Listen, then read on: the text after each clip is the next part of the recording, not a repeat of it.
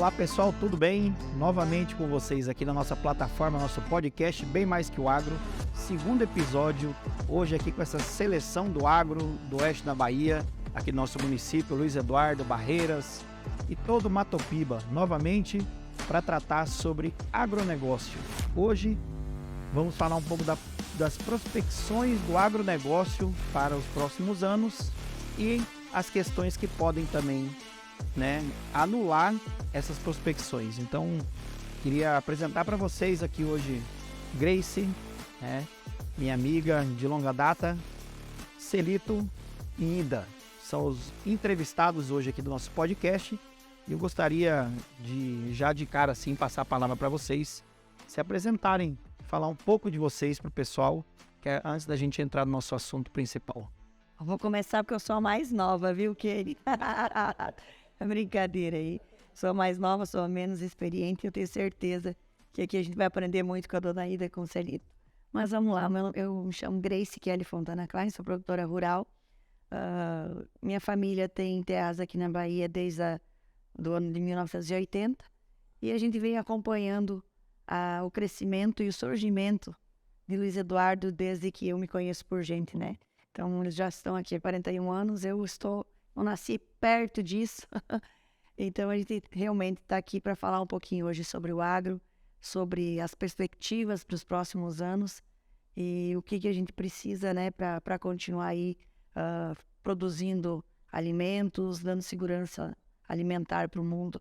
Eu acho que é mais ou menos esse o nosso objetivo hoje, falar um pouquinho sobre o agro e também falar que o agro não é só o produtor rural, né? A gente quer mostrar um pouquinho mais de toda a cadeia, de todo mundo que está envolvido no agronegócio. Bom, eu sou engenheiro agrônomo, Celito Eduardo Breda. Eu vim de Jacutinga, Rio Grande do Sul, norte do Rio Grande do Sul. E me formei em Passo Fundo, vim para cá em fevereiro de 88. Então, alguns já tinham chegado antes, aí aberto as primeiras picadas para a gente. E agradecemos muito esse pessoal que, com muita coragem, muita bravura, começou a abrir essa magnífica região oeste da Bahia. E trabalhei algum tempo em fazenda, depois abrimos algumas empresas de consultoria e também ajudamos na criação das associações, as principais associações aqui do Oeste, a Fundação Bahia de Pesquisa. Enfim, investimos bastante em pesquisa e extensão rural e também sou produtor com mais 2 sócios, o Pedro Guilherme e o Marcos Grieger, lá no sul do Piauí. Então estamos aí para somar, com muito orgulho, vamos falar da região oeste da Bahia, quanto é promissora, quantos avanços nós conseguimos aqui ao longo desses 30, 40 anos, uma das regiões que mais usa na prática as tecnologias criadas pelo ser humano no agronegócio. Ida, com você a palavra. Então, para quem não me conhece, meu nome é Ida Barcelos. Ficamos aqui na Bahia, morando uns 14 anos em Barreiras. Foi um início difícil. Viemos em 2000 morar em Luiz Eduardo, na qual a gente, nesse período todo, trabalhando no setor agrícola. Eu, vendedora, fui uma das primeiras vendedoras da região oeste da Bahia. Como funcionária de uma grande empresa, depois montamos o nosso negócio. Trabalho diretamente com o produtor vendendo equipamentos agrícolas, máquinas agrícolas. E eu valorizo eles demais porque é deles que veio a minha luta de sair da dificuldade, que a gente tinha muita dificuldade pelo fato de ter vindo do Paraná só com o marido, filhos, o Fusca, e começar a fazer algum patrimônio. Me encostei ao ramo agrícola e deu certo. E a gente abriu o comércio, que o Luiz Eduardo tá atendendo os seus clientes das peças, oficina, maquinário, né? E a gente está aí, trabalhando, valorizo muito o agricultor, porque eu sei que a nossa região cresceu graças a eles, porque sem a produção não vai para lugar nenhum. Aqui nós somos o setor agrícola, né? E a indústria não vem se não tem produção, a região não se desenvolve se não tem a produção. Então eu sou grata, eu sempre digo, pessoa feliz sou eu, porque não é fácil sair da dificuldade muito grande, chegando a faltar até comida no prato, porque hoje não tem essa dificuldade, porque tem um governo que ajuda a dar um pouco, o mínimo para essa alimentação. E na época não tinha isso, e eu sei o quanto foi difícil. Muito trabalho, baixei a cabeça, trabalho, e me encostei quem tinha para me entregar. Porque não adianta você ir vagando pelo tempo sem trabalho, você vai a lugar nenhum. Então, meu nome é gratidão por esses produtores, principalmente, né? E todos que tá fazendo a nossa região crescer, produzir, funcionários empenhados, que maravilha. Então, eu sou sinônimo da gratidão. Isso aí. Isso aí, pessoal. Vocês entenderam, então, que nós temos aqui produtor rural, pesquisa, máquinas, peças. Nós temos hoje aqui um grupo para tratar desse assunto hoje, que conhecem muito bem, né, por estarem aqui uma vida já. Eu cheguei com a minha família aqui em 89, em Barreiras também. Nós moramos 10 anos em Barreiras, né? Meu pai veio, você lembra dele quando chegou, né? Era gerente de uma revenda agrícola. Uma grande revenda que tinha aí na Eu época. conheci teu pai lá em Marechal Rondon. Em Marechal aí, ó. E eu tinha 6 anos de idade, só que a gente convivia. A gente saía de Barreiras para ir nesses almoços nas comunidades rurais de Bela Vista, Novo Paraná, os dias de campo que tinha na Fazenda Odisseia. Quem é que não lembra, né? Daquela época. Kenny, eu lembro, Eu inclusive, estava no dia de que a campo lá. empresa que o seu pai trabalhava era uma grande patrocinadora da Rainha da Soja na Bela Vista. Essas são as histórias que a gente vem participando, né? Eu sempre estive incluso. Até quando viemos morar no Mimoso do Oeste, né? Ainda era Mimoso. E aí a convivência com o agronegócio, o ramo de vendas, como você também, eu passei 16 anos, né, trabalhando no ramo de vendas como sócio proprietário de revenda. E é um conhecimento que ninguém tira. A questão do vendedor é como procurar um emprego todo dia, né? Então, a gente está incluso, fica imerso em vários setores do agronegócio. Você tem que estar atualizado todo o tempo e poder entender aquela época, quando alguém chegava e falava, colhia 48 sacos de soja. 40. Amigo, Era bom que demais. loucura que era isso.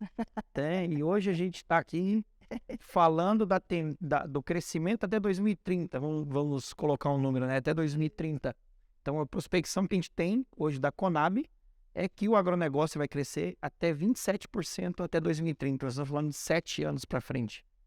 A gente não tem hoje a agroindústria, lógico que vai acompanhar. O crescimento vai ser exponencial na mesma medida, não mais. Que é a questão do volume da matéria-prima, da onde vem, que é da agricultura, né? É um volume maior, sempre vai estar acima um pouco. Mas a indústria acompanha, a indústria brasileira está num período muito bom. E a gente... Deu esse número da Conab.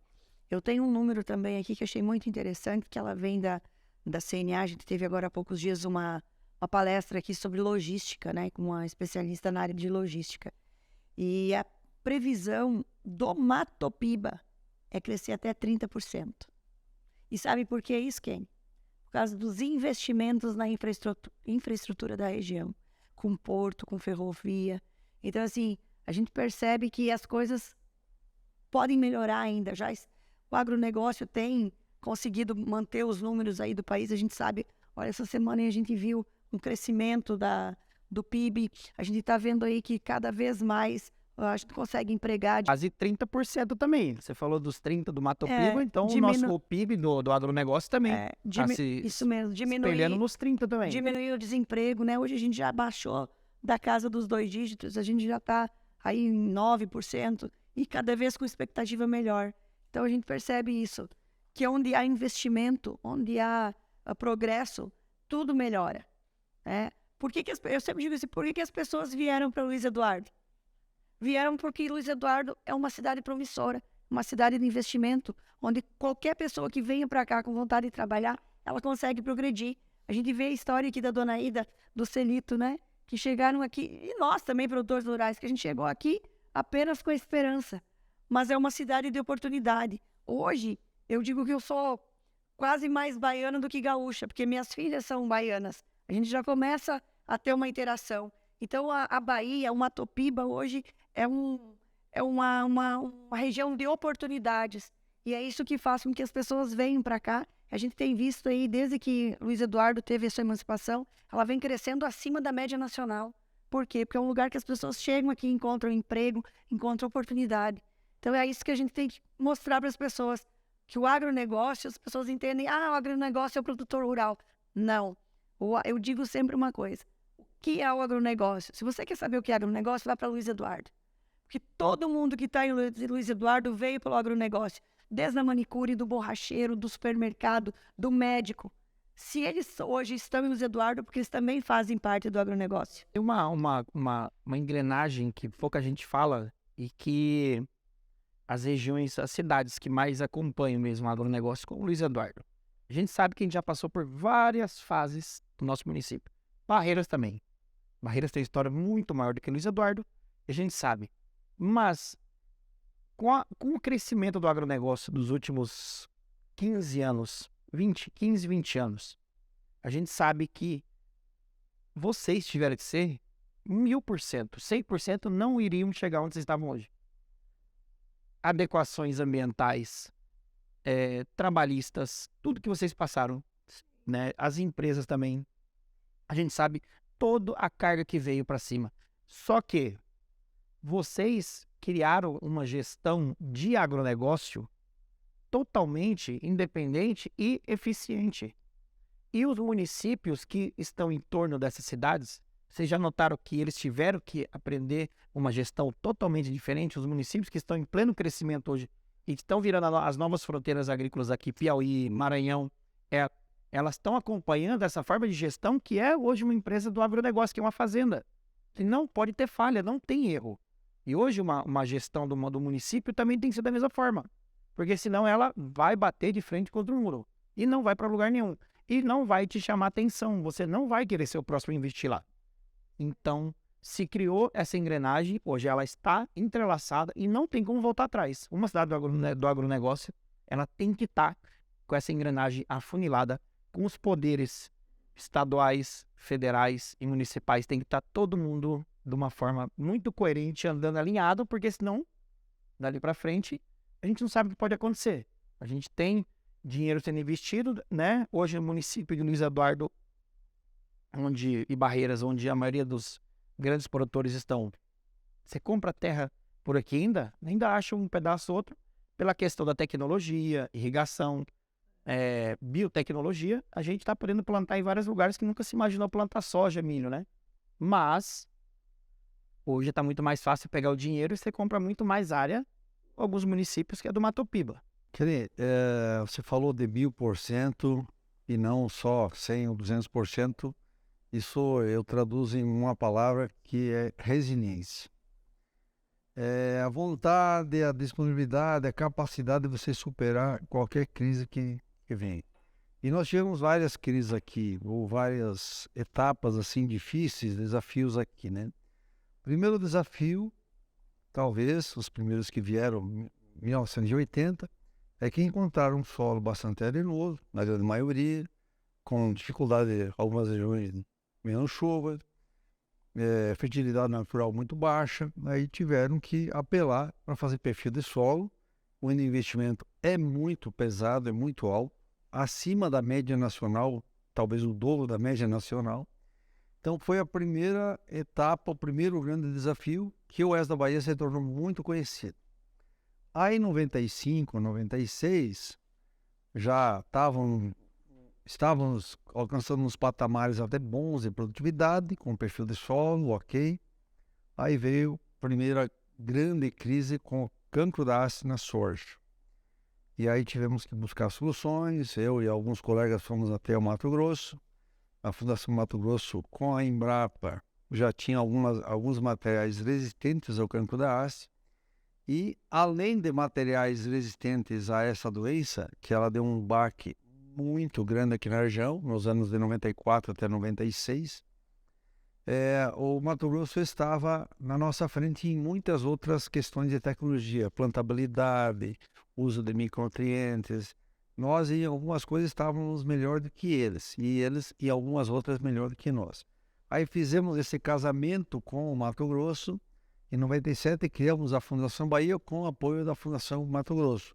Aí a nossa região saltou de uma média talvez de 35, 40 sacos para 45, 47 sacas por hectare. Mesmo com o problema do cancro da haste, que teve muita gente em 96 que colheu abaixo de 30 sacos por causa dessa doença na soja cristalina. Vencemos essa etapa, aí em 2002, 2003, veio mais um desafio grande, ferrugem asiática da soja. Você eu lembro. Mais um desafio muito grande. Eu lembro das duas. Conseguimos chegar no entendimento, meio demorado, mas conseguimos, com vários pesquisadores da Embrapa, da Fundação Bahia, de vários consultores aqui da região, de vários pesquisadores a nível do Brasil, e com o empenho dos produtores, das associações, inclusive do sindicato aqui do Luiz Eduardo, fizemos vários movimentos para ações coletivas no manejo integrado de pragas e doenças, né? Centralizamos bastante aqui no sindicato e conseguimos evoluir bastante para esse problema da ferrugem asiática. Aí tivemos outros problemas, 2013, da Helicobacter parmígera, exigiu muito empenho das associações, da ADAB, do governo estadual, decretando estado de calamidade, não, emergência fitossanitária, do Ministério da Agricultura, enfim, um empenho muito grande. A região perdeu mais de 2 bilhões de reais naquela altura, não é? 2013, 14 e 15. Vencemos também esse desafio. Temos outros grandes desafios na área de fitossanidade, temos na área de logística, que a Gleice eu acho que está mais por dentro até do que nós para falar desse assunto, de logística interna das fazendas. Só de logística interna, as associações nossas aí, Baiabapa, acredito que fizeram mais de 500 quilômetros de asfalto nas fazendas. E tem projetado mais de 1.000 quilômetros nos próximos 15 anos, se realmente tiver continuidade desses recursos, esses incentivos do Estado, por parte do produtor e das associações. Então nós tivemos alguns saltos, alguns problemas que nos induziram a procurar soluções e saltamos de patamares de produtividade. Uma outra etapa que eu tive a oportunidade de participar também foi a introdução do algodão tecnificado aqui no oeste da Bahia. O Luiz Antônio Cansanção, que já faleceu, foi o pioneiro alagoano, não foi gaúcho, alagoano, e aí ele me chamou, toda a equipe nossa, para juntos a gente conseguir implementar a cultura do algodão no oeste da Bahia, que, ao meu ver, foi o que mais atraiu investidores aqui para a região de Luiz Eduardo Magalhães. O grande salto que Luiz Eduardo Magalhães teve de 2000 até 2020, pelo menos, foi devido mais ao crescimento muito grande do algodão, em termos de área e produtividade. Então, com essa tecnologia alta utilizada no algodão, nós conseguimos, inicialmente nessas áreas, de melhor perfil de solo, de um melhor gerenciamento das fazendas, uma melhor gestão, também conseguir produtividades altas no soja e no milho. E aí outros que não cultivavam algodão aprenderam que na região tem potencial para 80, 90, 6 sacos de soja em alguns talhões, não é média regional. Então o algodão ele incrementou muito, não só para quem planta algodão, mas para quem não planta também. E todo esse aparato de pesquisa que nós temos na região oeste da Bahia foi pago pelos produtores de algodão. Toda a estrutura que está ali no Bahia Farm Show, toda aquela estrutura da Fundação Bahia, boa parte dos consultores que existem hoje no oeste da Bahia, com empresas de pesquisa autônomas também, tudo isso cedeu um crescimento muito grande com a cultura do algodão. Então, tivemos um novo salto na produtividade da soja, do milho, do próprio algodão, com a introdução do algodão aqui no oeste da Bahia. Então, eu fiz esse pequeno resumo. Temos vários desafios, a agricultura é feita de desafios, no mundo todo enfrenta desafios, né? O desafio para nós aqui talvez tenha sido um pouquinho maior, fomos mais lapidados do que outras regiões, que chove melhor, que tem um solo melhor, como o Paraná, Mato Grosso, mas enfim, essa lapidação fez com que a gente construísse e consolidasse uma região que tem a maior produtividade média de soja do Brasil e a melhor produtividade de algodão de sequeiro do Brasil e do mundo. E a melhor fibra é de algodão também, né? E uma das melhores fibras de algodão do mundo aqui. Isso é um motivo de muito orgulho para todos nós da região oeste da Bahia, né? Celito, mas nós temos um grande problema, né? Energia elétrica. Energia. Então, nós perdemos algumas indústrias já. Uma delas foi a Vicunha, enquanto eu era secretário de Agricultura e Agronegócio, enfim, Indústria e Comércio lá de Barreiras, de 2009 a 2012. E eles questionavam muito. Nós queríamos trazer a Vicunha para produzir, para transformar 60 mil toneladas de algodão em pluma, onde a gente ia fazer até tinturaria, tecelagem, enfim, entre empregos diretos e indiretos, íamos criar 10 mil empregos só com essa indústria aí. E aí uma das dúvidas é que a pedição de propina era meio pesada na época. Eu não vou citar nomes, senão vão me comprometer. E o outro é essa questão da energia, porque até hoje nós sofremos com esse problema aí. A própria área irrigada, que tem possibilidade de crescer bastante na região, com sustentabilidade, né? Lógico, também muitas vezes enfrenta esse problema de falta de energia. A agroindústria, nós temos possibilidade de criar pelo menos 2 indústrias de etanol e sorgo. Um percentual de 20% a 30% da indústria vai consumir sorgo, não é só milho, que hoje é a cultura que mais sofre a falta de liquidez aqui é o milho, e nós precisamos dessa cultura na região para não aumentar muito os problemas de doenças e pragas de solo. Precisamos aumentar o milho. E essas indústrias, elas vão, talvez até não tenham grande impedimento de se instalar, porque elas vão produzir boa parte da energia dentro da própria indústria. Mas, de novo, o impacto de falta de energia elétrica e logística e incentivo dos governos e também um pouquinho de visão assim de deixa criar um emprego, não vamos pedir muita comissão, muita propina, vamos deixar os empresários evoluírem na agroindústria, porque a gente só produz quase produto primário. Precisamos de agroindústria. Eu vou citar um exemplo que eu conheci bem. A Cooperativa Agrária de Guarapuava. Tem vários exemplos no Brasil. Mas a Cooperativa Agrária, que foi um dos modelos que a Cooper Farms visitou algumas vezes, ela industrializa 200% do que ela produz ali no Paraná. E assim, produz muito soja, muita cevada, trigo, milho, tem altíssimas produtividades, e eles têm lá uma grande indústria de maltaria, a maior da América Latina, produz bolachas, produz ração para vacas de leite, enfim, tem tudo o que eles produzem e ainda tem que buscar fora para industrializar. É o que nós precisamos para a região oeste da Bahia. Seguir nesse rumo, agroindústria. Não basta só horizontalizar, temos que verticalizar todo esse nosso processo.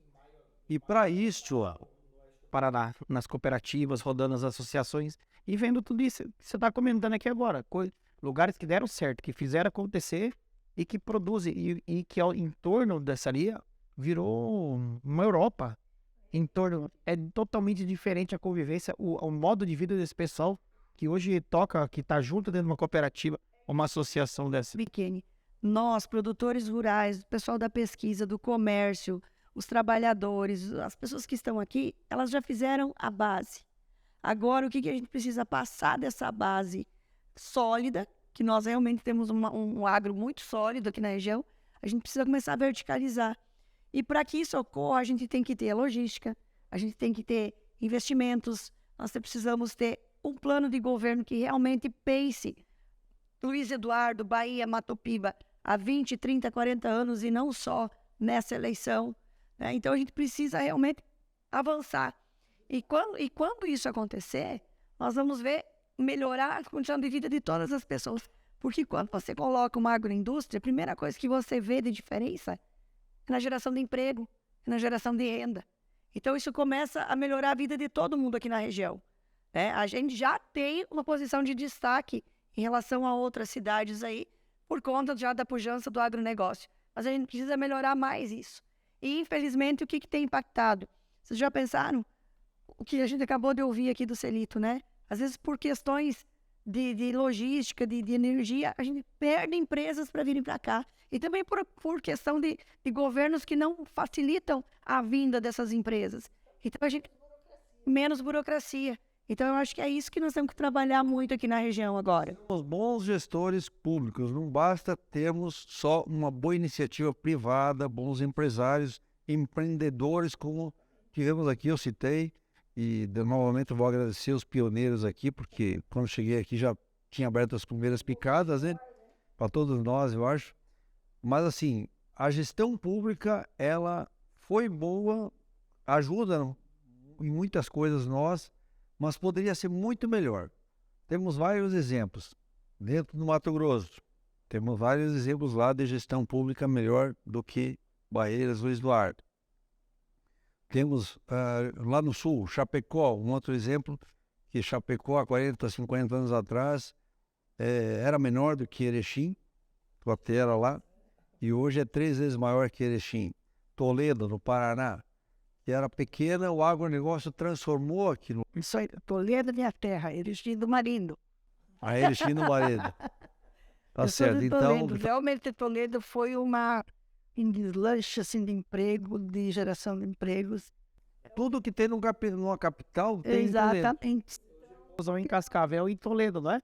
É, justamente. Já virou uma concorrência, porque Toledo cresceu demais. E por que Luiz Eduardo não pode se transformar numa Toledo na vida? Tem tudo para ser tudo.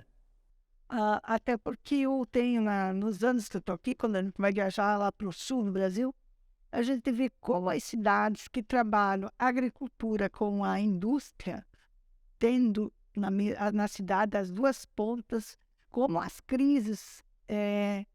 Porque a agricultura é assim, tem ano que produz muito bem, tem anos que tem seus problemas.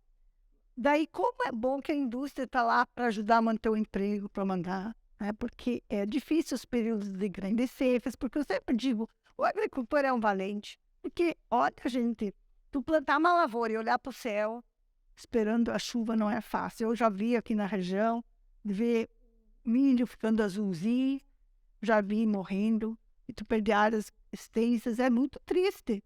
Então, por isso que eu tenho um amor muito grande pelo agricultor, que para começar tem que ter valentia. Tem que ser assim, porque senão um cara meio fraco não dá conta. E eu vi nesse tempo todo, da gente persistindo, estando no lado do agricultor, porque quando ele não vai bem, nós também não vamos bem, né? Há um retrocesso, há uma diminuição de aquisição. E isso, exatamente, e às vezes a gente até segura, porque depois para tu formar uma nova equipe não é fácil. Então, eu acho que Luiz Eduardo, principalmente, nossa região oeste toda, nós temos que pensar nesse lado também. Fico feliz agora, perto da nossa fazendinha, o trem vai passar por lá. Que beleza! Quando eu olho aquilo lá, quem te viu? O Cerradão do nada, o Cerrado do nada, porque nós estamos no lado que chove um pouquinho menos, que tem quantidade grande de pivô. Tu vê como Deus é bom.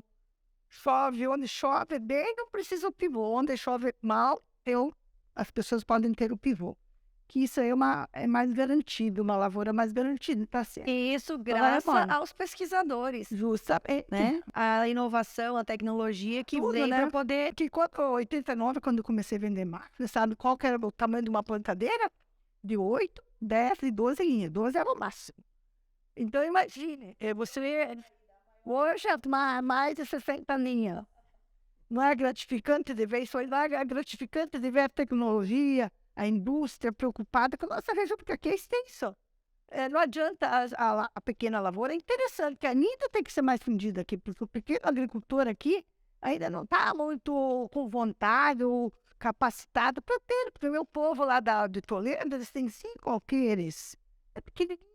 As crianças, galinhas, lá tem a sadia, lá tem o senhor que fomenta toda a cidade. O filho casa, a prefeitura, o governo ajuda com material de construção. Casa para o filho para ficar no sítio. Eu falo isso porque os meus são assim. E trabalham, viu? Muito trabalho. Eles não abaixam a cabeça. Sim, não, então, dona são Aida, muito valentes. esses dias Essa parte estivemos ali no assentamento. assentamento, eu e o Kenny, né? Como eu também sou presidente do Sindicato dos Produtores Rurais de Luiz Eduardo, o Kenny é secretário de Agricultura, nós percebemos isso, que a gente precisa realmente Fomentar mais, a agricultura familiar. possibilidade para eles. Então, a gente está unindo a prefeitura fazendo toda a parte de cadastramento, fazendo levantamento. Nós, aqui no sindicato, vamos disponibilizar toda a parte do Senar, que é a parte de assistência técnica, para realmente a gente conseguir modificar a vida das pessoas. Porque a gente entende o seguinte, Cooperativas, porque Isso, o problema isso, é desenvolver. a gente já foi pequeno produtor aqui também. No fim, foi tão difícil que tivemos que sair dessa área para ir na área do comércio. Mas eu vou te dizer assim, ser pequeno não é fácil, porque o que eu vou fazer com esse produto que eu tenho? Para onde eu vou vender? E tem que ser um produto diferenciado. Não adianta eu competir, plantar um milho, a soja. Não é para plantar um amendoim, um alho, uma cebola, outras coisas que tem que criar para sustentar nossa Colocar região. o valor agregado, aquilo que Exatamente, produz, para realmente exatamente. ter um diferencial. Nós já pensando em ganhar competitividade, em 2004 eu praticamente fui um dos criadores da Unibahia, uma cooperativa forte aqui de Luiz Eduardo. Depois, em 2008, criamos a Cooper Farms, já com o intuito de ganhar competitividade. E compramos um terreno, o Dacio Ranzi era o presidente da Cooper Farms, ali no Cerradão, e provavelmente vai ser ali que vai ser instalado a futura fábrica de indústria de etanol de milho e sorgo, a primeira do oeste da Bahia. Tomara a Deus que realmente saia, né? Assim, falando em pesquisa, que nós citamos aqui, o quanto é importante a pesquisa. Uma das pesquisas que foram feitas nos últimos anos, liderada pelas nossas associações, a IBA, a BAPA, junto com a Universidade de Viçosa, o pessoal do Nebraska, e aí, com um estudo muito detalhado do Urucuia, conseguimos mapear onde tem água, onde não tem água, de que forma pode ser utilizada de forma sustentável esse lençol, essa água do solo.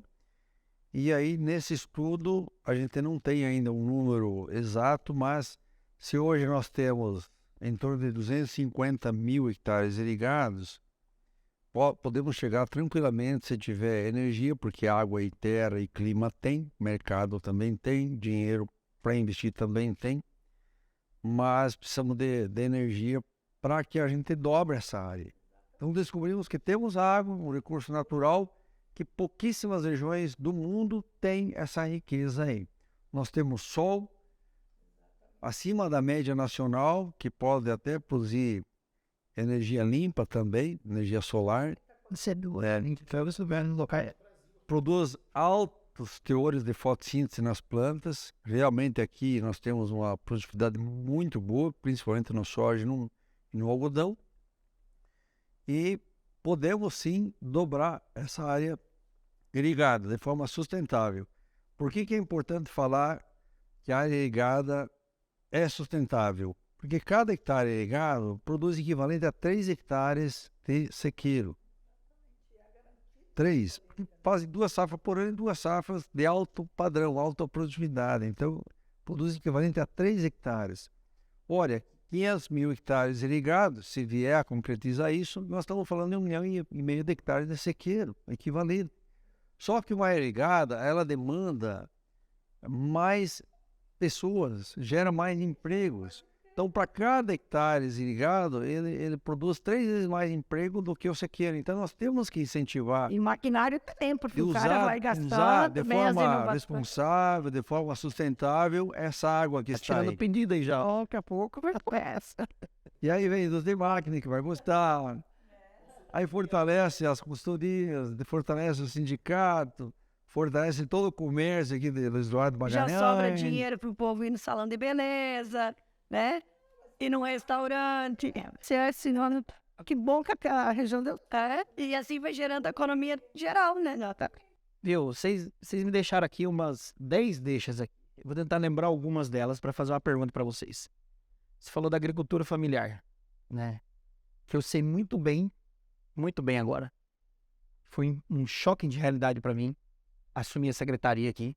E e você deve estar imaginando o que está passando na minha cabeça, porque você também já passou por isso, lá em Barreiras. Quando a gente assume um papel de destaque para assumir uma responsabilidade com uma família que é da agricultura familiar, e a gente sabe que não tem a tecnologia suficiente, não estão preparados para receber também algumas tecnologias, outras sim. Não são todos que estão, assim, também querendo produzir da forma como a gente esperava, mas a gente tem uma régua mais para cima. Nós queremos chegar num lugar que a gente sempre está querendo bater recorde aqui. Sempre. A gente não sai de casa. Quem está no meio do agronegócio não sai de casa para ser pela metade. A gente tem isso pode até às vezes ser um problema, porque a gente está pensando sempre fora da caixa. Isso também é uma coisa boa. Mas ele falou da agricultura familiar. Você falou de propina. Foi comentado várias situações políticas, né? E aqui eu tenho até uma anotação escrita que, quando eu vim falando até de 2030, que esse e outros estudos são unânimes em afirmar que para alcançar esse resultado a gente precisa de apoio das políticas públicas, tá? E a gente falou de várias situações aqui, várias, da onde a gente saiu e para onde a gente está querendo ir. A gente sabe que era colher pouca soja. O dia que chegou o algodão, que começou a produzir mais, a máquina que ele tinha não dava mais conta. Ele precisou passar por você, depois precisou do sindicato rural para poder fazer todo esse movimento. Foi full rural, vocês sabem a luta que foi. Eu era vereador na época, estava como vereador, estava junto em Brasília. A gente sabe várias situações que aconteceram, todas as lutas que aconteceram. Agora eu vou fazer uma pergunta para vocês. De tudo isso que a gente falou aqui, esquece só até 2030. Toda essa projeção do agronegócio, qual é o único motivo que pode parar toda essa locomotiva hoje? Hoje o agronegócio está muito preocupado com a gestão nacional, gestão pública nacional, que é o presidente. Talvez mais a questão da segurança jurídica, dentre outras coisas, né? Mas o agronegócio hoje precisa estar alinhado com a presidência da República, com todos os três poderes, para que realmente se crie essa confiança toda dos investimentos que são necessários fazer.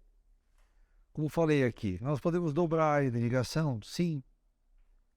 Tem que ter energia, tem que ter logística, tem que ter uma série de coisas, né? Então, a gestão pública ela tem que melhorar bastante, e está melhorando.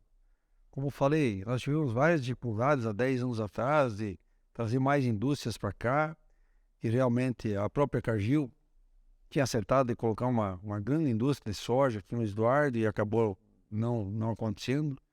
Quando o Humberto ainda era prefeito, já estava tudo assinado, os protocolos, tudo certinho, não deu certo até agora. Então, são várias tentativas de verticalizar nossa região e precisamos que isso um dia aconteça. E para isso, precisa que a nossa locomotiva mestra ela esteja realmente alinhada com nós. E nós, daí, não vamos hesitar em continuar investindo. E hoje, graças a Deus, estamos numa situação e vários bancos, vários outros empresários a nível de Brasil e fora do Brasil teriam coragem de investir muito pesado aqui, de criar muita renda e muito emprego aqui na região, se nós estivermos alinhado com o governo central lá em Brasília. Kenny, eu acho que até eu vou fazer uma pergunta para a dona Ida, para ela lhe responder qual é a preocupação. Dona Ida, o que aconteceu com as suas vendas depois do resultado do primeiro turno? Pois é. Então, era que a gente já achava que podia acontecer e eu tenho como dizer e confirmar a vocês que é uma realidade. Depois da primeira, foi dia 2, né? Lula chegou muito próximo e nós muito próximo também, mas ele na frente. O que aconteceu com o nosso investidor, produtor, né? Que eu tinha a razão deles, que eu estaria também da mesma forma. O que acontece? Hoje nós temos a direita e temos a esquerda. A direita é aquela da produção, aquela que quer produzir, quer ter, quer empregar, quer fazer acontecer, os sonhos se realizarem. E vejo a esquerda, que me assusta muito, que não adianta dizer que é diferente. Por quê? Vamos ver na América do Sul todos os países que estão do lado da esquerda. Todos em decadência. Todos fechando empresa. Decaindo. Em vez de progredir, decai. Mesma coisa, você lutou, tem tua casa, depois a tua casa não vale nada. É isso que eu digo, a minha preocupação. Eu senti isso no nosso comércio. Nós temos 4 comércios aqui, Luiz Eduardo, que é ligado à agricultura. E eu sei que o resto é reflexo. E não é, prestação de serviço, mas é reflexo. Não vai bem a agricultura, que nós, grande parte, vai brecar. E nesse período, depois do dia 2 para cá, os nossos negócios, novos negócios, eu ainda estou faturando coisa vendida. Porque as pessoas são de palavra, ela não desiste, ela fez assim, ela te compra, no honra teu compromisso. Bacana.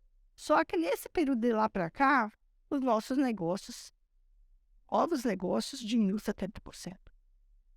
Isso que eu estou um pouco não, muito preocupada, porque o que acontece? Eu tenho na faixa em torno de 60 funcionários, né? E eu tenho funcionário de 15 anos, 22 anos, 12 anos, 10 anos, 13 anos, 8 anos. O que eu faço com essa gente? Eu vou dizer a vocês de verdade, é um caos. Porque eu não gostaria de demitir uma pessoa que está todo tempo contigo, produzindo assim com você, se dando melhor, você também.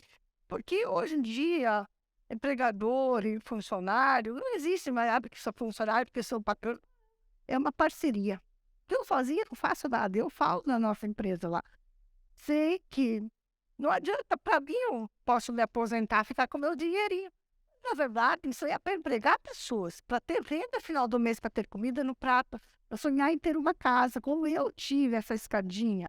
É uma escadinha árdua, mas eu venci.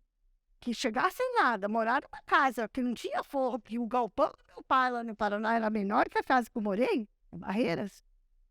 Eu tenho gratidão hoje do que eu passei. Meus filhos 3 não tinha leite no mercado, tinha só leitinho, mas não tinha muito dinheiro para comprar leitinho, comprava do leiteiro.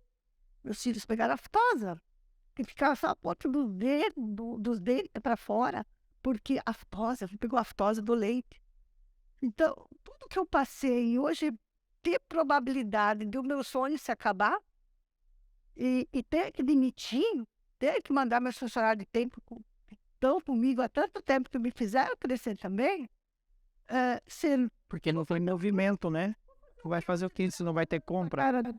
É porque os meses vão passando, se não tiver movimento. Tem que ter faturamento. Você, com uma empresa, ela visa lucro, sem o lucro, ela não sobrevive.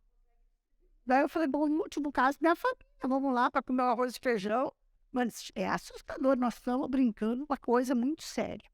Muito séria. A pessoa está dando bola, você, não vou votar, porque interessa, não gosto de política. Eu também não gostava, para falar bem a verdade, porque eu acho que a política tem que ser mais limpa.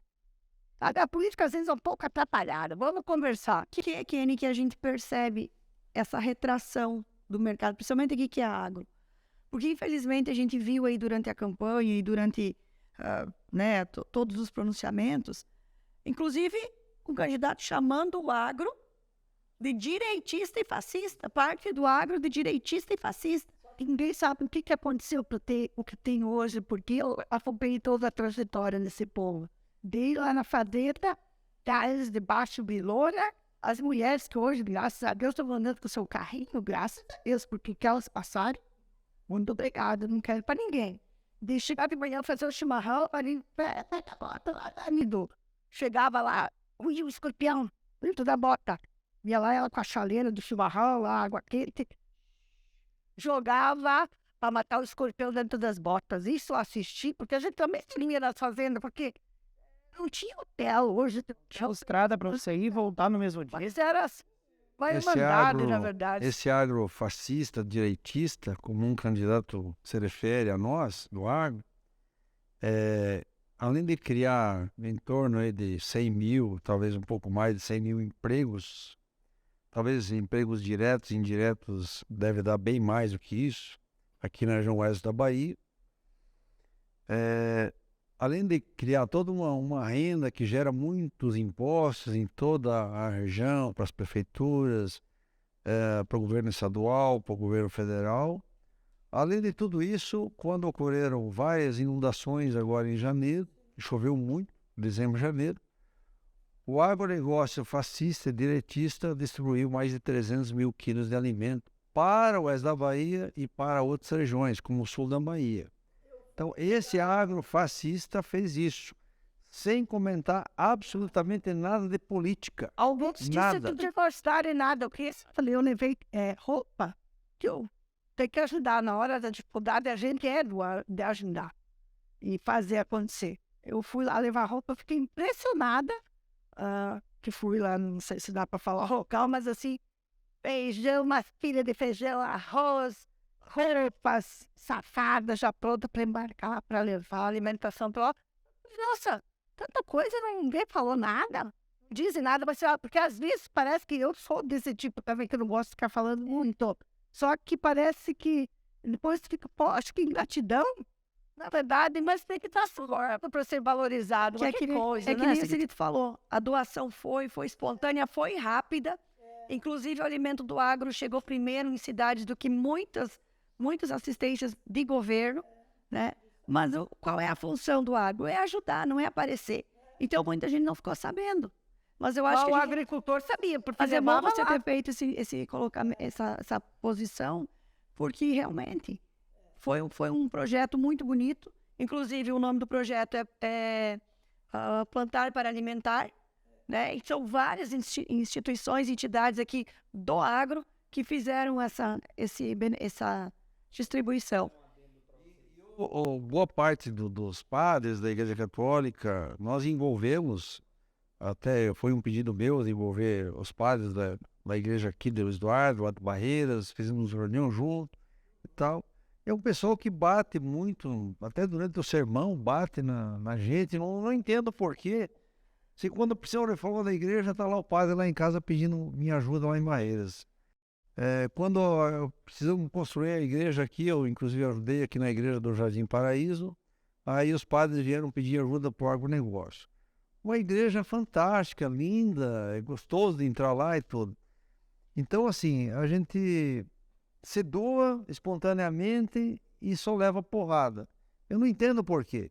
Eu sou muito grato, nós todos somos muito gratos que os baianos nos receberam aqui, são extremamente hospitaleiros, os baianos, né? E deu muito certo na nossa região, para eles foi muito bom, para nós foi muito bom, os baianos nos receberam de braços abertos, mas alguns baianos, infelizmente, foram ingratos. A gente procura ajudar, podemos ajudar muito mais eles, além de ajudar nós, que nós estamos bem, logicamente, podemos ajudar muito a eles. Quando eu cheguei aqui em 88, devia ter o quê no oeste da Bahia? Talvez 30, 40 mil empregos. Hoje deve passar de 200 mil empregos, se somar tudo, talvez até passe mais do que isso. Talvez 300 mil empregos, eu não tenho esse número aí, mas seria até interessante levantar isso. Qual era o PIB do oeste da Bahia há 40 anos atrás? O que é o PIB hoje do oeste da Bahia? Então, muita coisa melhorou, a qualidade de saúde. Por muitas regiões do Nordeste não tem nada de infraestrutura de saúde. Eu tive agora, 2 horas atrás, estive aqui na clínica São Camilo. É uma clínica de primeiro mundo, gente. Um espetáculo que em capitais você não encontra aquele padrão de uma clínica como encontrei aqui no Osório Magalhães. Clínica São Camilo, um espetáculo, parabéns. Cara, eu fiquei avisado, eu não conhecia lá, tive Por causa hoje do lá. que aqui? Porque está uma cidade progressista, porque ninguém chega aqui vou tratar quem se não tem o dinheiro para ser tratado, não é verdade? Então, eu acho assim, é o resultado do que deu certo com a agricultura, a indústria também que está aqui, já está na nossa região instalada, e outros mais que nós precisamos receber. Então, nós temos uma região oeste toda que está para ainda acontecer muito mais coisa positiva, né? Mas olha bem, Isso eu me desanimo um pouco com a situação atual. mas vamos lá. Dizendo. É fácil reclamar. Eu fui a pessoa que trouxe para a reunião aqui, no próprio Sindicato Rural, quando se comentou dos carros que participam da carreata em prol do presidente Bolsonaro. Mas vamos lá. Eu, em 2002, tentei ir para Garganta, eu tinha 19 anos, 4 vezes, no mesmo dia com o Gol. Vai? Dia com o Gol. Não vai. Nem na Bela Vista ia. Não, na época nós tínhamos como é que chama? Um Passat. A gente saía para ir, mas nunca sabia se chegava. Exatamente. Vamos falar a verdade. Era mais divertido voltar dos bailes do Rio, se chovesse no meio do caminho, porque depois tava todo mundo com as calças arregaçadas aqui e um ajudando o outro a empurrar o carro. Não tinha condições. Hoje é um dos trabalhos do governo municipal e estadual, que existem algumas vicinais que já deveriam ter sido considerados BA há muito tempo, você sabe muito bem, ainda mais falando de patrulha mecanizada que você citou antes, né? Então, existem coisas que não tem como. É igual, eu vou agora reclamar do cara, do caminhoneiro que tá com 540, caminhão Post 540, que é automático. Existem tecnologias que nós estamos tentando colocar também aqui, quando eu falo, ó, das reformas agrárias do município. Aqui no Luiz Eduardo tem. E aqui no Luiz Eduardo, desde 96, quando existe o assentamento Rio de Ondas, eu descobri que o presidente Bolsonaro colocou o Título Brasil. Grande programa. 420 mil títulos, já passou. Agora, com Serra do Ramalho e tantas cidades aqui ao redor. 80% destinado à mulher. A mulher. Aí eu vou te contar que eu tive que ir para Salvador, fiz o cadastro, voltei, umas 3 dias veio negativo. Falou, não, o Luiz Eduardo não tem uma área de assentamento federal. Eu falei, como não? É aqui no Novo Paraná. Aí eu fui para Bojos da Lapa. Descobri que nunca se tinha vontade de ninguém colocar esse programa para regularização. Eu tive que provar com o mapa que era de Luiz Eduardo, né? E nessa gestão foi a primeira vez que alguém quis dar o título da terra. Hoje nós já estamos com 15 a 18% dos títulos entregues. Entregues, Aqui, né? Entregues. Então, eles já Mas aí, são vamos lá. proprietários. Aqui, eu vou ser um pouco polêmico agora. Aqui na matéria diz, Bolsonaro diz que regularização de terras tirou força do MST. A gente sabe que cada um escreve o que quer na matéria. Tirou força do MST. Mas a questão é tirar força do MST ou dar força para quem quer estar na terra com a posse produzindo? Eu sei o que é passar aqui, ó, dentro do assentamento. Agora eu sei, eu posso falar, você também já conhece os de Barreiras. A gente tem um problema aqui no Santa Rita, hoje que é no meio do caminho, daqui para Barreiras. Toda a localidade tem um problema. E todo mundo está querendo colocar. Só que se eu não tenho o título da terra para todo mundo, como eu coloco um banco com força? Como eu pego e vou lá para você e falo, me ajuda com a tecnologia nova para esse povo? Eu quero ver se eles conseguem fazer um feno para ter o alimento durante a seca. Eu não consigo fazer nada. E hoje a gente vai entregar o título lá da terra, está fazendo o negócio acontecer, depois de 26 anos. E aí eu vou perguntar para vocês, quem foi que ganhou nas urnas lá? Pois é, esse é o Tá, é uma tristeza que pode ser só minha, ser só sua, tá? É uma tristeza que cada um vai carregar.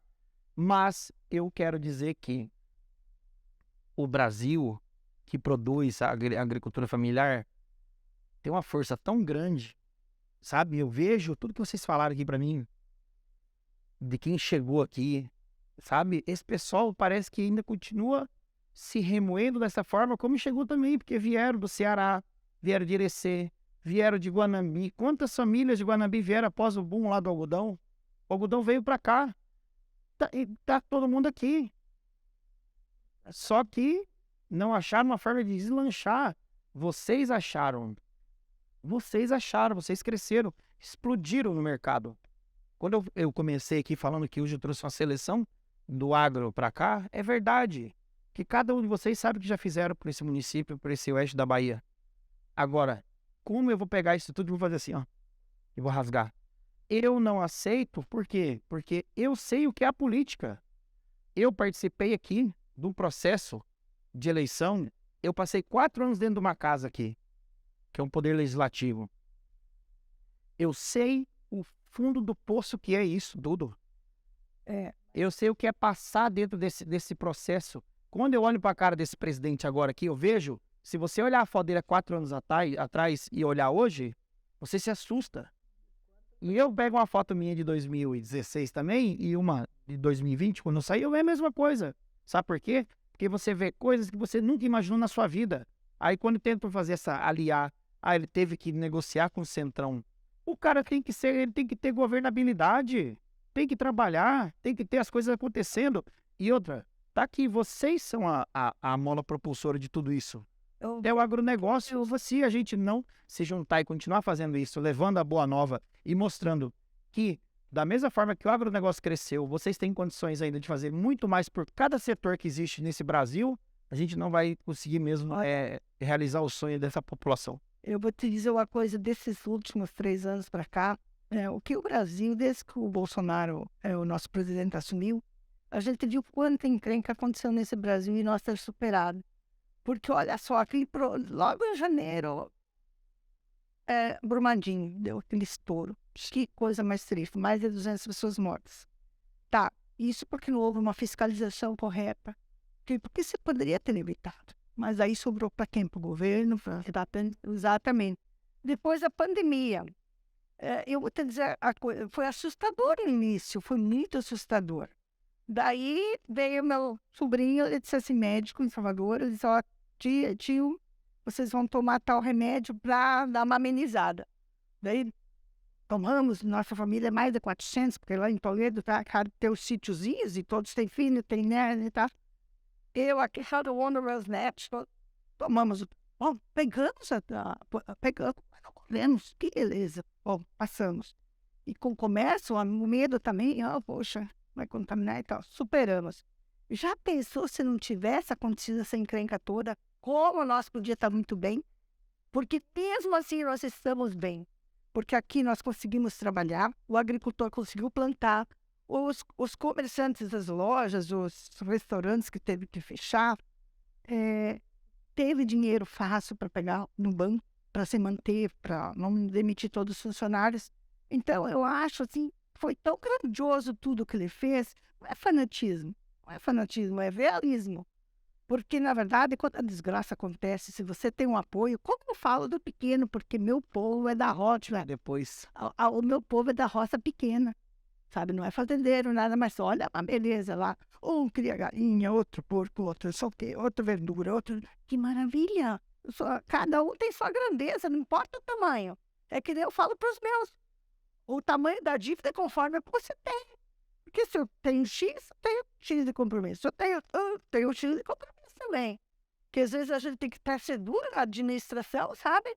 E o imposto, queridos, chega ao final do mês, tu tem que pagar. Não tem saída. Nós, por exemplo, eu tenho um exemplo grande. Quando eu vejo sair de 4 partes, vamos supor, a minha folha de pagamento é X, e mais 3 vai para o imposto. Obrigatório, tem que pagar. Se uma empresa não paga seu imposto, tem que fechar. É o que ele está propondo agora de imposto. Por quê? Eu consigo melhorar o salário da pessoa, tu entendeu? Como que eu vou pagar mais se eu mesma, assim, a gente tem colaborado com cesta básica, com isso, com aquilo, para incrementar aquela coisa, porque foi um período difícil para todos nós, assim, sabe? Então, seguramos a peteca agora, eu acho que vai alinhar. E para esse alinhamento, para acontecer a prosperidade que ele já queria, que foi travada, porque essa doença miserenta foi difícil. Foi. E agora estamos já com... Quase não soube falar nem muito o que está acontecendo, né? Que graças a Deus veio a vacina e os remedinhos adicionais também foram bem. A gente não pode ficar falando, mas... Absurdo isso, né? Não dá para falar, A gente não né? pode falar. Não dá para falar, mas... Aquilo que eu mesmo também usei, tô viva, tô aqui, a gente não pode falar. Eu tinha os médicos que prescreviam, viu, nas favelas das pessoas, quietos, atendia lá mesmo. A gente não ouve falar nada de morte. É importante ter em vida, agora. Ainda vai acontecer, eu tenho certeza que vai acontecer um estudo que vão provar que é eficaz, que foi eficaz. Tu já pensou? Daí depois chama o nosso presidente de genocida. Será? Será que aqui uns anos nós vamos ficar surpresos? Falar, pois o genocida não era esse? Era o outro lado, por questão política. Política. Por isso que dá raiva um pouco da política, porque na verdade nós deveríamos ser politiqueiros. Mas... Assunto de verticalização do agronegócio e da agroindústria. Vou pegar um exemplo. Se der certo, essas duas indústrias de etanol, de milho e sorgo, sobra vários derivados, um deles é a DDG proteína, de 40%. Isso aí tudo se transforma em proteína animal, desde que a gente tenha competitividade para exportar, não só consumo no mercado interno. Eu falo assim, a cadeia é muito ampla, porque atrás do DDG vem confinamento de gado, aí vem uma necessidade de toda a região oeste, sul do Piauí, parte do Tocantins produzir bezerros e garrotes. Enfim, envolve fábricas de ração, envolve uma série de coisas que vai gerar muitos empregos. Só uma indústria que ali internamente gerou 1.000 empregos, mas os empregos diretos e indiretos de uma indústria dessa talvez pode passar de 10.000. É muita coisa. Agora vem um cara da esquerda e nos fala assim, não, nós vamos taxar essas proteínas para jogar tudo no mercado interno. Como que o Brasil produz para 1,5 bilhão de pessoas, proteínas para 1,5 bilhão de pessoas, de repente o cara quer obrigar que 220 milhões Consumam tudo. consumam tudo. Ele quer criar o cálculo. Porque criar o cálculo. se sobretaxar essas proteínas, de não deixar nós exportar ela ou inviabilizar a exportação, onde é que nós vamos enfiar todo esse alimento? Vamos parar, né? Mas, Celito, isso é um discurso de quem não conhece ou de quem é mal intencionado. Porque não tem como você fazer isso. Não tem intencionado ou Querer o socialismo. Porque é prática ser poucos prósperos e muitos.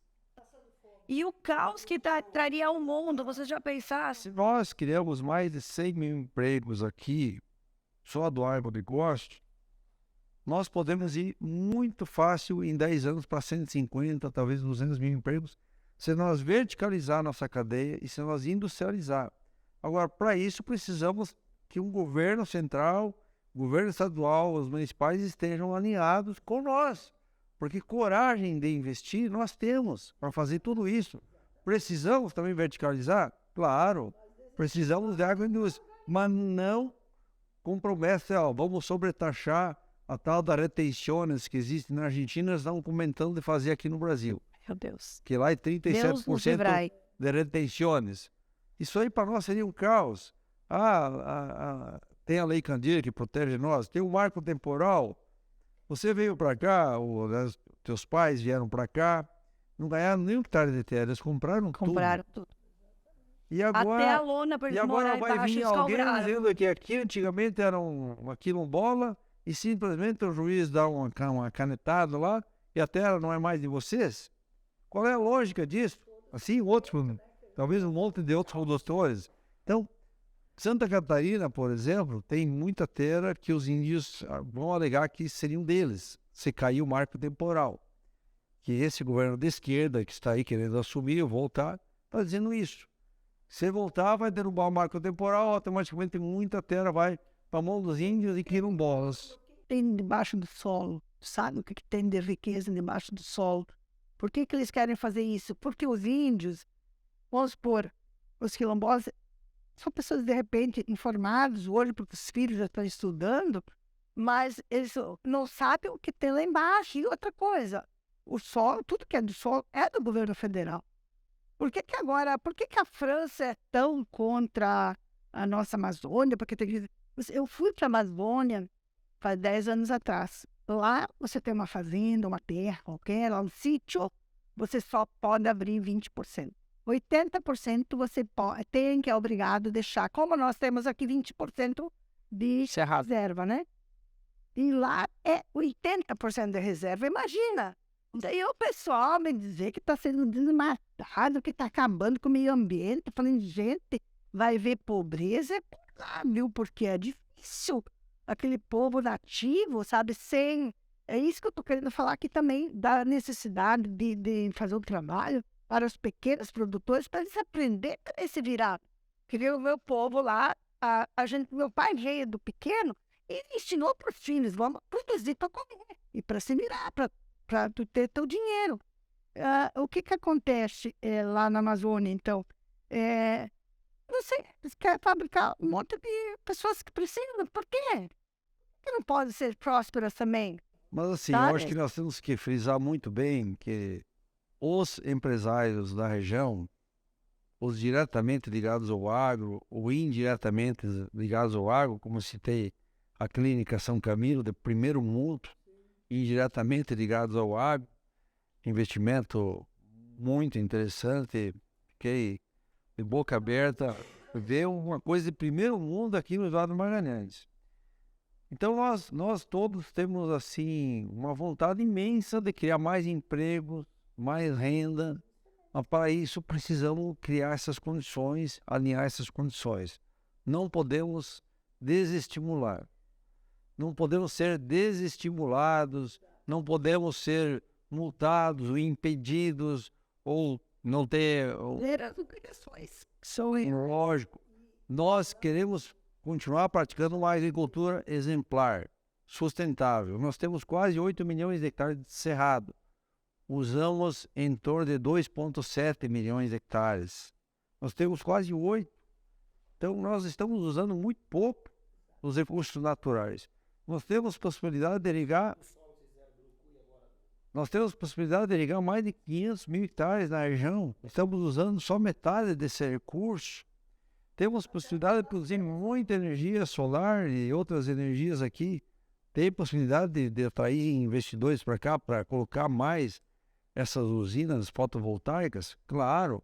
Temos possibilidade de transformar o milho da nossa região, transformar mais soja. Uma indústria têxtil de 100 mil toneladas, que hoje deveria ser um número acima disso, para ser viável. Eu conversei com um empresário da Ritter, que produz equipamentos, peças para a indústria têxtil. Pedi a ele, hoje é viável montar uma indústria têxtil em Luiz Eduardo de Magalhães? Sim, porque há 10 anos atrás, quando vocês tentaram com a Vicunha, que eu estava à frente disso daí, um salário mínimo de uma pessoa que trabalhava lá em Xangai, na China, era $50 na indústria têxtil. Hoje é $350 o salário mínimo. E dentro de 10 anos, o salário desses chineses vai estar em torno de $550 a $600. Então, nesse patamar aí, compensa vocês novamente buscar alguma indústria para se instalar aqui. Uma indústria de 100 mil toneladas de algodão, desde que vá até a parte de selagem e tinturaria, como era a vontade da Vicunha, ela criaria entre empregos diretos e indiretos 15 mil. Só uma indústria. 15 mil. É claro que isso só vai acontecer se tiver incentivo. Se tiver incentivo, se nós estiver alinhado, se a própria indústria sentir essa confiança de estar com um governo de direita associado, ligado a nós, que a gente cria esse emprego. Cria emprego para quem? O pessoal que está aqui, o pessoal aqui da Bahia. Eu tive andando agora esses dias, fui a Salvador e voltei por dentro ali, por Irecê, Barra, né? E eu percebi, assim, que muitas dessas torres eólicas já estão instaladas. E aí eu escutei uma conversa do nosso ministro Paulo Guedes, ele falando que hoje os países perceberam, principalmente por conta da pandemia e por conta da guerra na Ucrânia, que eles precisam ter uma nova fonte de energia e alimentar de segurança. Então, provavelmente, nós vamos ter o Brasil não mais só como uma fonte de alimentos, porque hoje a gente já alimenta 1/5 da população mundial. Cada 5 pratos, um é feito no Brasil. Então, eles vão começar a vir para o Brasil para buscar a energia. E que tipo de energia o Brasil produz? É energia limpa. Então, é a eólica, é a solar. Que era o que eles não têm pelo clima tropical que nós temos aqui. Né? É o etanol. E a gente já ouviu também pesquisas de que agora a soja eles estão transformando também em biodiesel. E isso vai ser um boom. Vocês já imaginaram nós, como grandes produtores de soja, além de transformar em proteína, né, e vários alimentos, várias fontes alimentares, nós também vamos transformar em energia. Então, assim, nós temos um futuro promissor. Agora, quando a gente tiver políticas econômicas que vão barrar isso, que vão dizer não, aqui no Brasil não, Ninguém vai investir. Foi interessante ter o agronegócio, desde que continue assim, com perspectivas boas. Nós temos a maior fazenda de fumo do mundo, aqui na Bahia. Lá na região do Rosário, um pouquinho para Bom que você adiante. fala nisso. Então, com 3 mil hectares e tem projeto para dobrar a área de fumo lá. Então, quantos empregos cria um negócio desse? É fantástico. A nossa região é fantástica. Eu estava conversando ontem com o Helmut Rieger, que é onde eu vim trabalhar, o cara lá de Marechal Rondon, e aí ele vai plantar algumas frutas aqui na fazenda, ele planta já no Pará, goiaba para doce, ele vai plantar aqui também. Quer dizer, depois de o cara estar com 70 anos de idade, ele não desistiu ainda do agronegócio, se deu mal nos anos 80, 90, e está vivo ainda, e tá firme, querendo ainda inovar com coisas. Assim, eu percebo muito a região do entorno de Brasília, no Padef ali, no Cupadef, que eles produzem muito hortifrutis. E aqui na região do Rosário já está partindo muito para esse segmento aí. Também tem possibilidade de evoluir bastante a questão de plantação de frutas como a banana, próprio cacau, aqui na região do Vale de São Francisco. As possibilidades são enormes. Então, existe muita vontade do agricultor, existem recursos naturais muito bons para isso, existe dinheiro de bancos nacionais e internacionais para que esse processo todo seja financiado a médio e longo prazo. Existe uma capacidade instalada de pesquisa muito forte aqui no oeste da Bahia, que pode ser melhorada. Existe uma capacidade instalada... E essa pesquisa transforma o agronegócio em sustentável, né? Todo o agronegócio nosso aqui da região é exemplo de sustentabilidade. Então também isso é muito importante. Sustentável assim, porque nos primeiros anos aqui se produzia em torno de 25, 30 sacas de soja e foi evoluindo aquilo que eu comentei no começo. E hoje nós estamos com a média 66 sacas por hectare. Então existe possibilidade de chegar a 70, 75 sacas por hectare? Sim. Então nós vamos produzir no mesmo hectare 3 vezes mais do que há 40 anos atrás. Isso é muito sustentável. E se irrigar, então, aquele hectare que nós produzimos há 40 anos atrás vai produzir 10 vezes mais. Não é 3 ou 4 vezes mais, é 10 vezes mais se você irrigar um hectare desse. Porque nós temos algumas condições que outros lugares do mundo não têm. Muita luminosidade, altitude e altíssima tecnologia gerada pela pesquisa local e nacional e até internacional, e bons consultores agronômicos com várias outras empresas de insumos e tal que estão ligados aqui no agronegócio que fazem acontecer a coisa. Quando cheguei aqui tinha mais ou menos 100 agrônomos na região. Hoje são quase 2.000. São quase 2.000 agrônomos. São mais de 10 mil técnicos agrícolas. Quando cheguei aqui tinha talvez 400 técnicos nas fazendas. Hoje tem mais de 10 mil. Olha o quanto gerou de emprego em 30 e poucos anos. O produtor ele começou a grosso modo. Depois que veio esses estudos, esse acompanhamento e que houve a prosperidade, o melhoramento das variedades, né? Porque muito se deve a isso aí, às melhorias de variedade. Que a produção, ela está todo ano apontando para cima por esse trabalho bem feito dessa área, né? Eu vou te dizer uma coisa, assim, é muito bom essa parte do conjunto todo, sabe? Eu tive uma experiência, agora final de junho, começo de julho, eu estava em Israel. Daí eu vi o presidente falando de Israel, e daí, depois disso, passei no meio da Bahia. O meio da Bahia está cheio de broto, cheio de brotação, cheio de coisinha assim. Mesmo na região mais seca, difícil, olhei lá em Israel, que passando no deserto, lá o governo, quando existe um governo sério de levar água, como tem melhorias, a irrigação lá é fantástica, é gotejamento, lá que acabando de jogar por cima. Não, é gotejamento. Tem plantações e plantações, tu anda seco, E aquele verde lá, um bom pedaço de astamas, que são plantas de lá, né? E produção em alta, estava cheio, assim, quase prontas para ser consumidas, assim, para ser colhidas. E indo para o Mar Morto, também aquele projeto. Daí eu vi como a tecnologia é mais adiantada que a nossa ainda. Lá tem os pés de laranja, as frutas, elas são podadas, elas não são viradas para cima. Não, são podadas e cheias de frutinhas. Olha o que é a tecnologia. O que é o estudo que é atrás, que é um bom governo. Porque o bom governo, ele está preocupado, ele tem que estar preocupado com a comida, com a fome, com a fome do mundo, das pessoas que têm.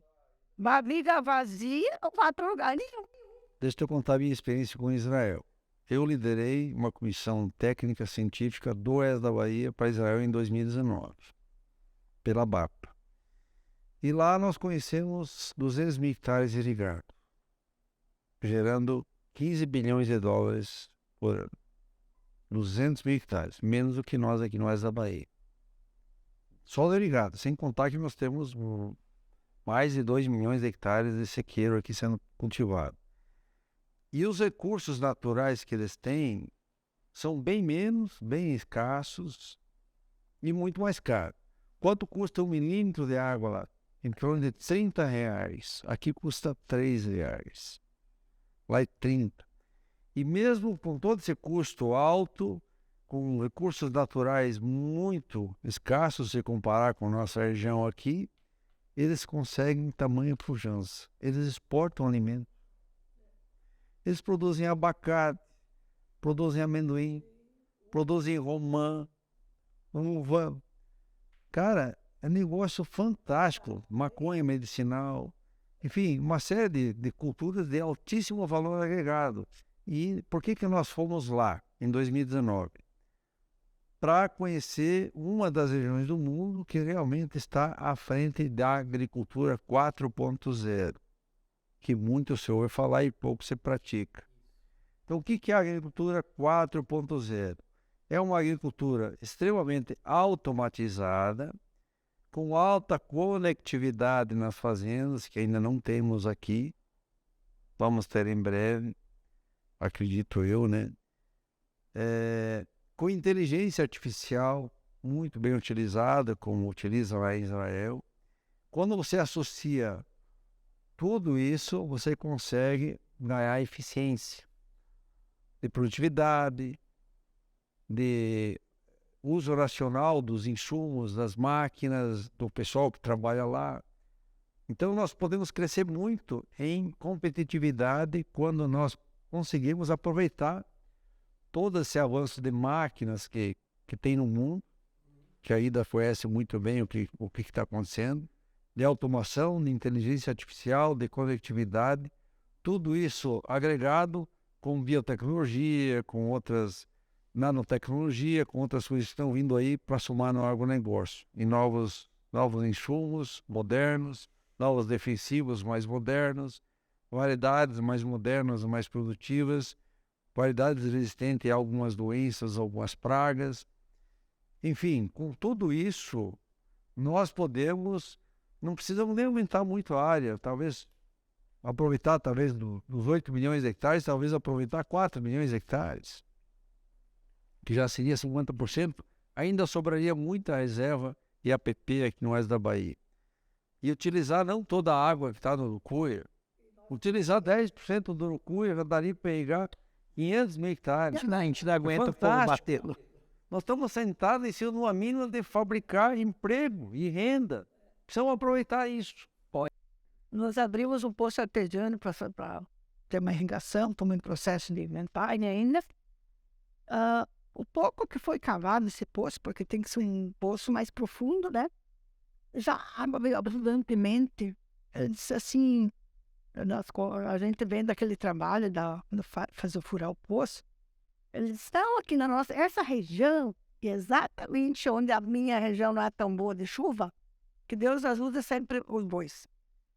Lado de Bela Vista, lá eu sempre digo, é o perigo do São Francisco, porque lá chove, lá na Priscila lá é muito mais acertado, é muito pouca seca que deu umas atrapalhadas, uma vez acho que perderam por excesso de chuva, nossa região aqui, próximo de Barreiras, nessa região, chove menos, é mais desproporcional. Então, essa terra já temos há 30 anos, mas nunca tive tanta coragem, só os boizinhos, porque eu tinha medo desse plantio que não podia prosperar. E realmente acontece. Cada 6, 7 anos, depois mais os 4 problemático.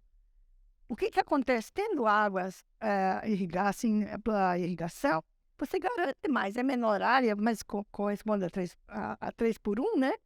A vantagem é que você, assim, na época da chuva, tá chovendo normal, beleza, não precisa ligar teu pivô. Mas deu a sequinha de 40 dias, que daí já é problema, porque eu deixo de florar ou algum outro processo, você vai lá e irriga. Que fantástico. Maravilhoso que aqui eu soube que o nosso solo embaixo é riquíssimo, tem água, sabe? Diz que todos esses pivôs ligados, diz que abaixou muito pouco, quase não dá para ver embaixo o consumo da água. Então, eu digo, porque realmente a gente tem que agradecer a natureza, sabe? E tem que ser inovar também. Tipo assim, não podemos prejudicar que nosso solo é o que nos conduziu nossos netos, eles precisam sobreviver também, tudo conscientemente. Tem uma área que a minha é pouco caída. Já abriu, já está passando a base larga, curva de nível, para cuidar, para não ser lavado o solo. É esse o cuidado que cada um tem que ser consciente. E o nosso produtor aqui, eu falo por quantidade de máquinas que vendo para esse processo, sabe? É muito grande. Então, que bom. Se passaram os anos, vocês já melhoraram o solo, porque a rotatividade é um bom negócio, é milho, é capim, é isso, aquilo. O solo pega um solo de 30 anos e pega um que está começando. É muito diferente, sabe? Aquele produtivo de muitos anos, ele com bom plantio, com essa rotatividade, é aquele que aguenta 10 dias a mais de sol. Então, tu vê como o agricultor foi inteligente em fazer essas mudanças, em aceitar, porque não é fácil. Vem coisa nova. Agora, plantar capim para segurador de sol, para isso. Porque o cara está lá comprando maquininha para plantar o capim, e está comprando, está fazendo. Isso é bom. Para isso, tu tem que ter renda. Se você não tem renda, meu filho, você não consegue fazer nada. E incentivo do banco, sabe? Por isso que nós temos que pensar, assim, uma política que está dando certo até agora, tem que continuar dando certo. Nós descalçados, esse que é meu medo. Nós descalçados, não sendo assim, com esse pensamento, tudo que nós fizemos pode ir ralo abaixo. Essa é a verdade. Porque eu gostaria de colocar assim, se nós conseguimos, oxalá, que continue esse governo de direita, que eu nem sabia que existia esse termo há bem pouco tempo atrás, né? Das últimas 7 eleições eu votei 6 na esquerda, eu nem sabia que era esquerda, mas votava neles. Mas politicamente é um desastre, nós não éramos nada politizado, né? você não entende. Assim, nós fomos extremamente capazes, resilientes, lutamos e conseguimos várias vitórias aqui no oeste da Bahia. Junção de várias ações coletivas, juntando produtores, algumas empresas, agrônomos, técnicos agrícolas. O próprio governo do estado colaborou nos últimos anos, o governo federal bastante. A Embrapa, nos anos 70, com o Alisson Paulinelli, que abriu o cerrado para o mundo. É o pai da Revolução Verde brasileira, Alisson Paulinelli. Mas nós fizemos tudo isso acontecer e temos possibilidade de ainda dobrar ou triplicar nos próximos 15, 20 anos. Mas tem um desafio muito grande, que essa resiliência que os que chegaram aqui nos anos 80 tiveram, precisamos transferir para os jovens de hoje. Que eles também têm esse pensamento de resiliência, que eles vão enfrentar problemas, eles vão ter dificuldades, que nem tudo são mares de flores. Pra você ter uma ideia, mas a resiliência já abrange persistência com inteligência, vamos dizer assim. Resumidamente, a resiliência é isso. É persistência com inteligência e planejamento. Então, eu comentei por alto assim com o Dacil, há uns 2 anos atrás, que foi um dos pioneiros aqui, Dacil Ranzi, quantos CPFs passaram pelo oeste da Bahia? Em torno de 6 mil. Quantos estão bem hoje? 1.000. 1.000 CPFs.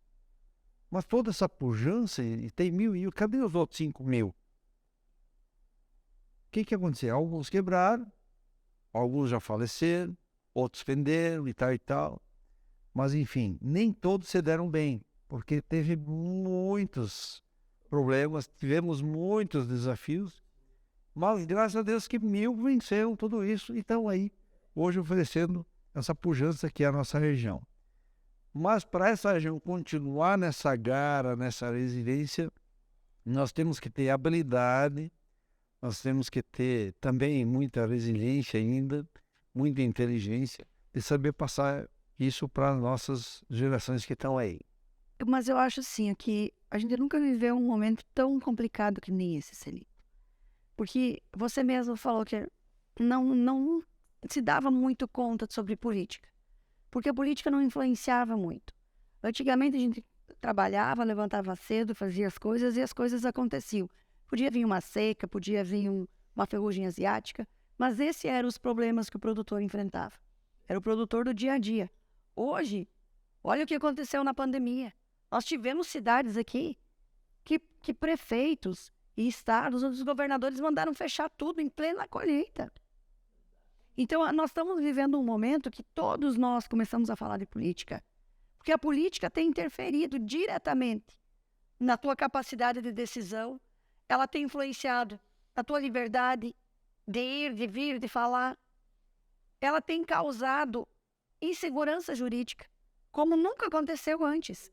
A gente tem o caso aqui da Faroeste, que é um escândalo. Nós tivemos vários desembargadores sendo presos por venda de sentença. Então, assim, chegou um momento que nós não podemos mais simplesmente acordar, trabalhar, gerar emprego, fazer. As pessoas estão assustadas, porque isso não fala só para o produtor rural. O comerciante teve seu comércio fechado em plena pandemia, onde ele não podia trabalhar para levar o leite, o arroz e o feijão para dentro de casa. E se ele saísse, ele era preso. Então, assim, chegou um ponto que ou a gente começa a falar de política, ou a gente sofre a política. Antigamente a política não interferia tanto.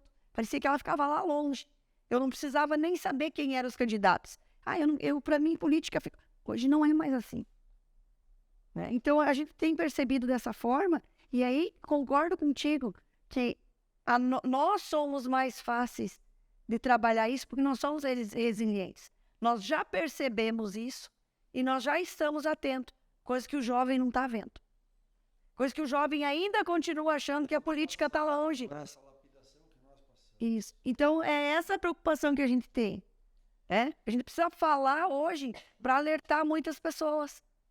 Aí vem a questão do Kenny falar que lá no assentamento, ainda o resultado foi um resultado que espantou nós.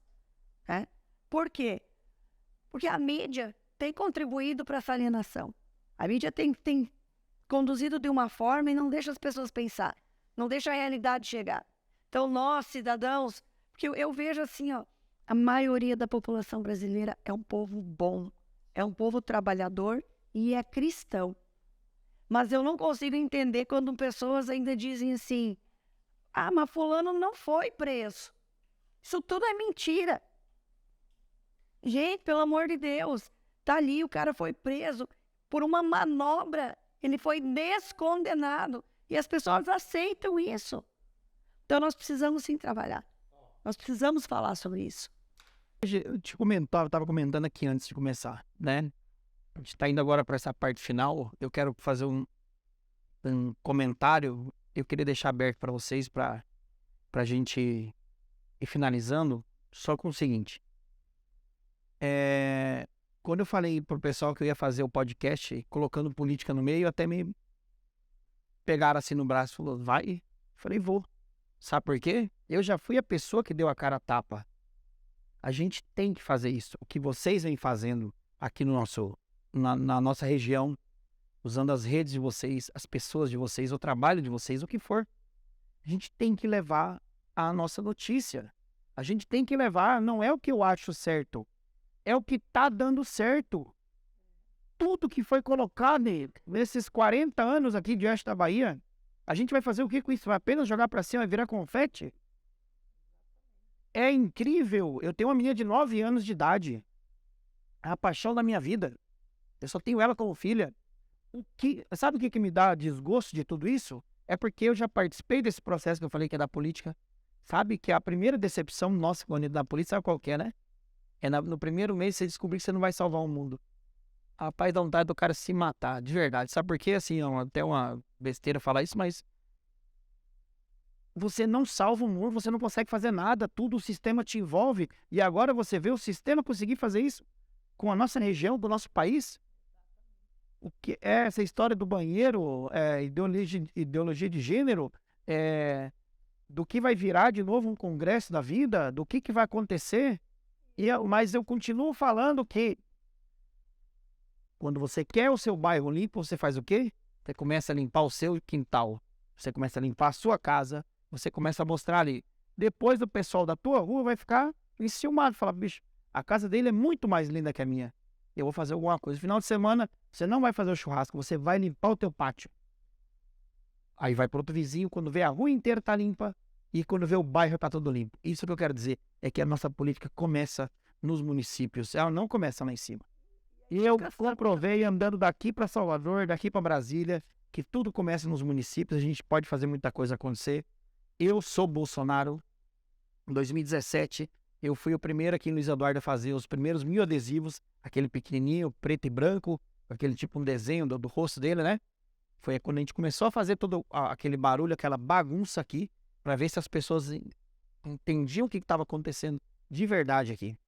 Depois virou uma onda tão grande e essa onda continua, a gente continua forte. Na verdade, o que aconteceu naquela época, nós estávamos sentindo o começo do...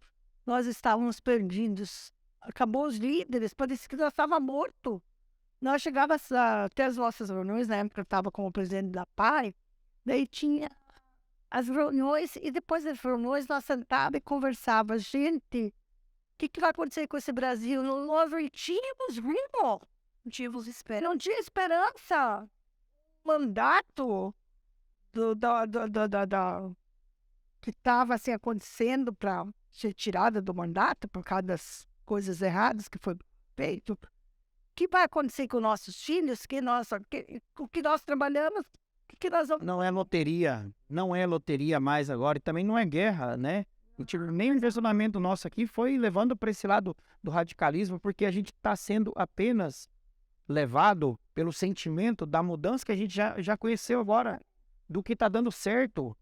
Então, é não participar do resultado de uma loteria, que é jogar para si e falar, seja o que Deus quiser. Não, a gente vai até o último dia agora, nesse enfrentamento, nesse trabalho de levar nomes na Bahia e no nosso, né, que eu particularmente estou desde o primeiro dia trabalhando com a Semineto, foi uma posição minha, eu conheço muito bem onde eu estava pisando em Salvador, desde quando eu era vereador, entendeu? Eu sabia dos resultados que a gente poderia ter, isso é um posicionamento meu, mas hoje a gente vê toda a direita e todo mundo trabalhando em prol do mesmo sentido, e Bolsonaro, desde o primeiro momento de 2017, da campanha, a gente vem lutando, porque eu penso que vai vir muita coisa boa para nós aqui.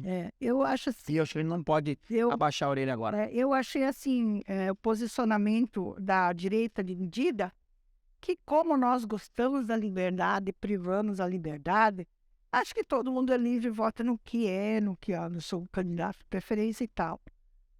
Escolhemos bem que nosso Senado ficou da direita. O Congresso também. Maravilha. Então, estamos bem. Agora precisamos terminar bem.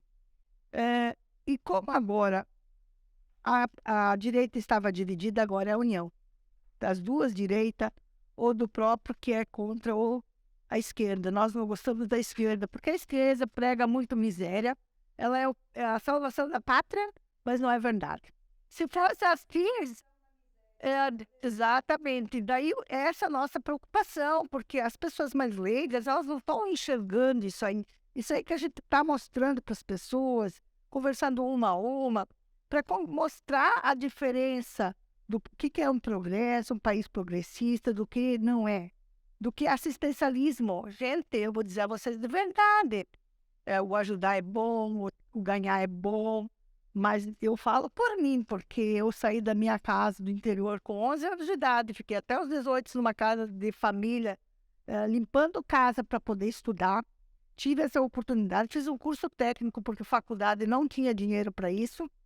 E eu vou te dizer como é gratificante a escadinha do ter e o saber. Não quebrar os sonhos. As pessoas têm que ter sonho. Não sonho, eu quero um pouquinho mais de Bolsa Auxílio Brasil. Não.